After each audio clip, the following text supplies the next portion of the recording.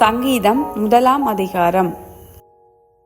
துன்மார்க்கருடைய ஆலோசனையில் நடவாமலும் பாவிகளுடைய வழியில் நில்லாமலும் பரியாசக்காரர் உட்காருமிடத்தில் உட்காராமலும் கர்த்தருடைய வேதத்தில் பிரியமாயிருந்து இரவும் பகலும் அவருடைய வேதத்தில் தியானமாயிருக்கிற மனுஷன் பாக்கியவான். அவன் நீர்க்கால்களின் ஓரமாய் நடப்பட்டு தன் காலத்தில் தன் கனியை தந்து இலை உதிராதிருக்கிற மரத்தை போல் இருப்பான். அவன் செய்வதெல்லாம் வாய்க்கும். துன்மார்க்கரோ அப்படி இராமல் காற்று பறக்கடிக்கும் பதரை போல் இருக்கிறார்கள்.